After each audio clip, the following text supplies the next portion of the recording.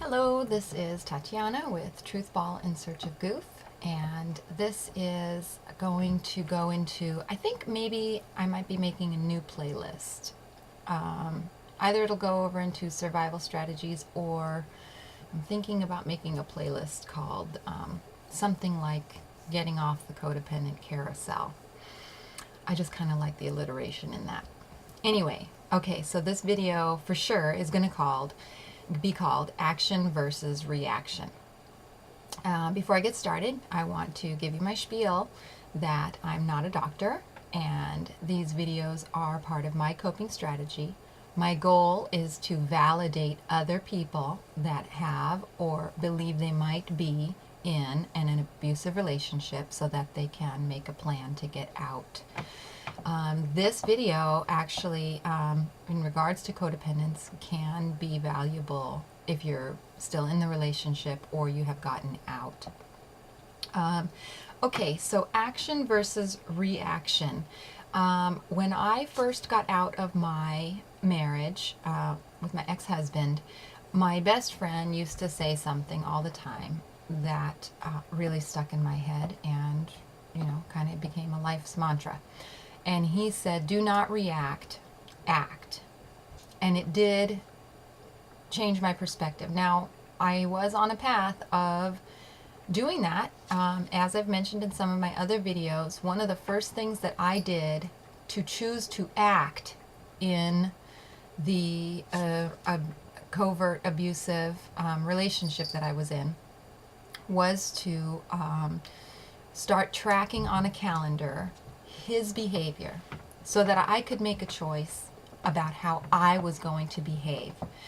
So I'm at that moment where it's like there's 10 different things I want to say all at once, so pardon me. So I'm regarding the journaling, if you haven't watched that video, the covert narcissist video, what I had done was my reactions were out of control. I was out of control and I was raging. I was raging angry to the point that my neighbor, wonderful woman, came over. I think she just kind of knocked on the door and said, "This is it."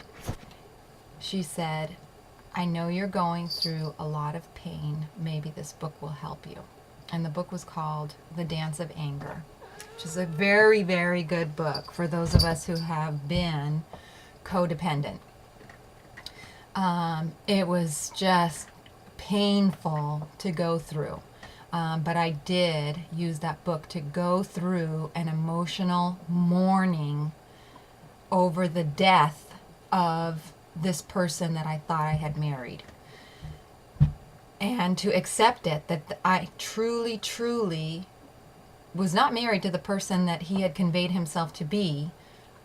So whatever dreams and hopes I had in my mind about my marriage were not ever going to be true.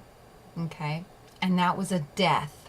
That is a death. I was in love with the person I thought I married.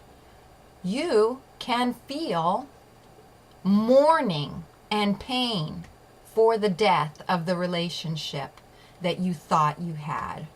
Okay? So as I was reading that book and pulling myself out, as I've said in other videos, because I didn't like me.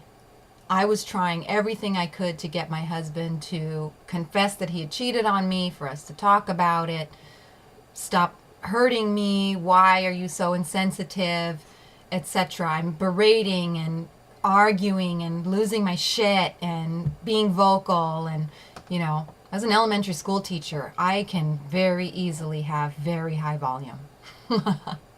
Okay? I can yell across a soccer field like nobody's business. Okay, but yelling at my husband in my apartment building where all of my neighbors can hear it, not acceptable. Acceptable for him because he has trained me as to what my reaction should be. He treats me like shit and I should react with anger and bitterness, because I'm going to feed him exactly what he wants. I'm contributing to my own smear campaign that I'm a bitch. He's perfect and sweet and kind, long-suffering with a bitch, which is not true. No, I wasn't long-suffering. I was fucking suffering and reacting, okay? So once I'm starting to say, look, I don't like me, I'm taking action about this behavior. And in essence I guess it would be termed as unconsciously going gray rock. I chose to not be angry or to act on my angry feelings anymore. I was still angry, very angry for a very long time. And, but I no longer allowed myself permission to express that anymore. So another action that I had taken was to notice the pattern that he would reject me after we had a good day. Now, this is way, way back, like almost 20 years ago. So I'm quite ignorant about what's actually happening, but I am becoming consciously aware that there's a pattern here. Because I remember reading this book for marriages, and it was something like the 10-day boot camp, something like that. Like I said, it's 20 years ago. But I thought it was a really good book. It was like, you know what I mean? Like you get caught up in life and your kids and, you stop being, madly in love with each other. And it was this 10-day boot camp of how to really treat your man like a man and get back, that love that you had. I remember reading that book, and I remember doing every single thing that book said, and it made my life fucking miserable. Now, the reason it made my life miserable is because I was with a narcissist. Those were not the actions that he approved of. Me being happy and kind and good and not being bothered by anything mean that he did, that was not an acceptable reaction. An acceptable reaction to his behavior was for me to be angry. Okay. So it was a very long process because, like I said, we didn't have YouTube. We didn't even have YouTube. Okay. And so I'm just like plugging along trying to figure out what's going on and not understanding. Anywho, so my point is to choose to act instead of reacting. The only person that you can change is you. That's the only person you can change. Okay? So get on it. Get on it. Who do you want to be? Who do you like within yourself? Be that person. Be that person. Figure out how and where you can be that person. Could I be happy in my marriage? No. I suffered a lot of pain. The more happy I got, the more painful it was. Could I be happy at my work? Yes. Did I start developing friendships with other people? Yes. Am I a total introvert? So I spent time listening to music that I like, buying my dog after I insisted, hey, I get to have something to love and something that loves me back. I did it. That's right. I don't need your permission to be happy. Okay? So I did what was good for me. The dog that I purchased was not in any way a burden to him. I'm not hurting anyone by being me. Okay? So I want to come and bring this point back around about your actions versus your reactions and how that connects to what I'm talking about, getting off of the codependent carousel. A lot of things that I see in the support groups, etc. A lot of people, women and men, when they are getting out of narcissistic relationships, we all go through a phase. I think all of us, most of us certainly, go through a phase where we think, oh my God, am I the narc? Right? I see it all over the place. Oh my God, am I the narc? I do that. Okay. I'm going to give you my opinion. Remember, I'm not a doctor, but I'm going to give you my opinion through my own personal experience. That the codependent relationship that you were in, where you were participating in that tango. You were participating. Not that you knew it. You can forgive yourself for not knowing it. But you were participating. The narcissist wanted their supply and they figured out how to get it from you. Okay? So you reacted how the narcissist wanted you to react. And that builds up a habit. Okay? I'm actually using a word that's going to make it less intense. It's just a habit, babes. It is a habit that you have developed or had developed in that relationship, that when she does this, I do that. Okay? Now, again, I'm at that moment where I have like 10 different things I want to say all at once. Thanks for listening. Okay. My point is that you have learned how to behave. So for example, I'm going to give you my example, which I'm ashamed of. My anger was unflipping real. It was unreal. Okay? I'll give you an example. The narcissist. I'm graduating with my associate's degree. My associate's degree was the first college degree in my entire bloodline. My entire bloodline. Every single person that I am related to on the planet, including in other countries, has never gone to college. I'm pretty damn proud of myself. I'm pretty damn proud, okay?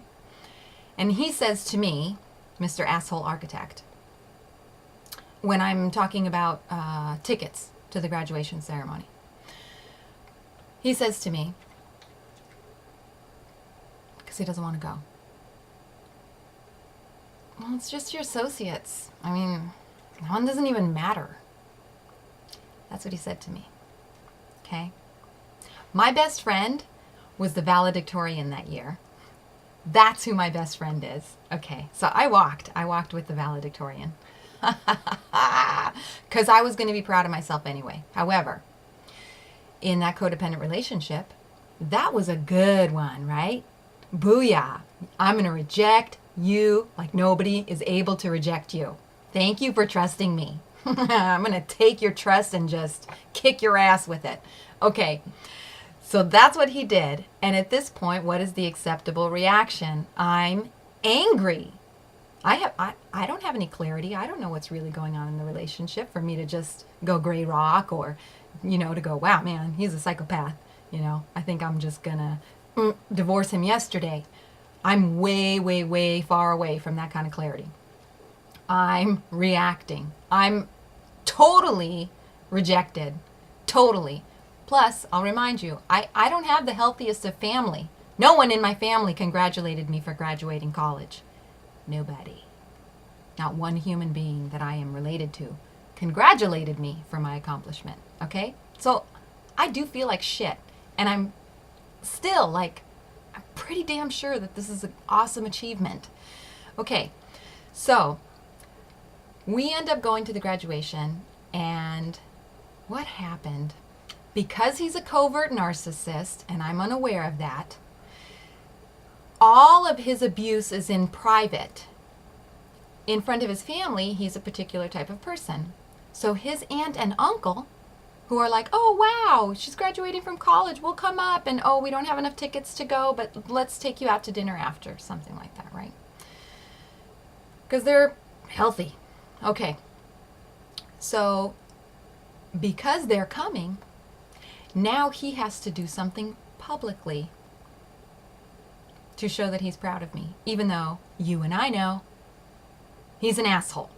And exactly what he said to me in private. Degrading. So he bought me this huge, magnificent, it was like, okay, about this tall. So what is that? 3 or 4 feet tall glass vase full of tropical flowers. And where we lived, tropical flowers is ridiculous expensive. It had to be maybe, I don't know, $70 at the cheapest for this bouquet of flowers. So I see the bouquet of flowers as his aunt and uncle come in. We go out to dinner, blah, blah, blah, blah, blah. We get back, and I look at him, and I look at that vase of flowers, and I walked and got my baseball bat, and I smashed it right in the fucking center. Okay, that was acceptable behavior in the codependent relationship that I was in. Okay, it validated him, it fed his narcissistic supply, etc. Then we get to the point where Tatiana has made a choice that, I don't like how angry I am. Does Tatiana have a right and is justified in her level of anger? Yeah. Is that really what I want to be doing every day of my life? Is that really what I saw in myself, in my vision of my future? No. Okay. So I need to do something that says scenarios where I am taking a baseball bat to property is not acceptable to me, okay? And this is what happens as we're coming out of a codependent relationship. We have to say to ourselves, I have a habit of high drama, or whatever was acceptable in the relationship. They liked you to be angry, or they liked you to be submissive. And so once you're out of the relationship, you're always apologizing. 10 times you've apologized. Just, I'm so sorry I said hello, but that was acceptable behavior for a long amount of time in that relationship. And you want to be getting yourself off that carousel and saying, how do I want to behave? How do I want to behave? Because even though many of you just listened to my story about the flower vase and you're thinking, and I would have shoved some fucking glass shards in his eyes like he deserved. I know a few of you thought that. Okay. That's not really how I want to react in a healthy relationship. My future involves a healthy relationship where some guy might accidentally say something that he has no idea is a trigger for me, or is hurtful because he's a dude, and dudes sometimes just don't get it, right? That could happen. Not exactly that, because that was pretty damn mean, but you know what I'm saying. Things are going to be said that bum you out sometime in your life with a healthy person, okay? And is that appropriate reaction when I'm in that healthy relationship? No. And even allowing my emotions to get to that place is unacceptable to me. And I did, even shortly as I started this process, I started to play, what is my level of stress? What am I okay with? And had actually at that time realized my family is high drama. And once I started looking at that and contemplating it and thinking, certainly we could all communicate in a healthy way. And for some reason we don't. However, when there's high drama, there is communication between us. And I was starting to realize, well, I didn't know why we were high drama, but I thought, I don't enjoy that level of stress in order for there to be communication. If I stop participating in that high level of drama, what will the consequences be? And I can tell you, I just quietly pulled away because I thought, I would try to think about myself as a child, and I thought, I'm really, really, really a very gentle person. I know it's hard to tell sometimes. But truly, deeply inside of me, I'm very gentle and very upset at just the smallest things, I remember I used to play, out in the yard, and I would find a spider, and I'm not afraid of spiders, and I would give it a name, and I'd, it's a little spider, I'm gonna save you, you can be my pet. And I'd put it in my pocket, and then later on I'd get home, and it would be dead. And I'm like, oh, you know, just crushed and just completely not understanding why it wasn't still alive, you know. That is the gentle soul that I have that was not living a life anymore. So I can say this, that even though I quietly pulled away from the drama, over time, you know, I really don't have much contact with my family. When I have contact with my family, it is one-on-one. One-on-one. When it is a big group and a gathering, I think I've made a choice not to go to a family gathering maybe 10 years. Maybe 10 years. It's just too high stress and drama, and, you know, I don't want that in my life anymore. I want to be who Tatiana is. Gentle, goofy. I used to dress up in really, you know, showgirl clothes, you know. We used to have a box of costumes. Honeys, you have no idea how many costumes I have. In fact, this is my costume closet in my office. All my clothes are in there. This is just costumes, okay? I want to be me. I want to be me, okay? That is what I'm encouraging for you to do as you're getting off the codependent carousel. Remember who you were as a child. And I don't have a lot of good memories from when I was a child, so I really had to hunt. But somewhere in there is an indicator of who you actually are and what you enjoy and your personal stress level. Okay? Okay. In fact, you know, and I'm so sorry. This is me personally, drama and stress. Like I said, within your codependent relationship, the acceptable behavior might have been submissiveness. Maybe you are a strong-minded person, and that is why that narcissist wanted submissive behavior from you. And you're spending all of this time, now that you're out of the relationship, apologizing and making yourself shrink because you learned that was how you're supposed to behave, when really you are a strong, intelligent, thoughtful person, and that was a threat to your abuser. Okay? So there are many different ways that our abusers create acceptable reactions in us. So I'm encouraging you to pull out of that and act on who you are so that you can get off the codependent carousel. Okay, I had to edit out some stuff because, like I said, I've got 10 different things that I'm trying to say all at once.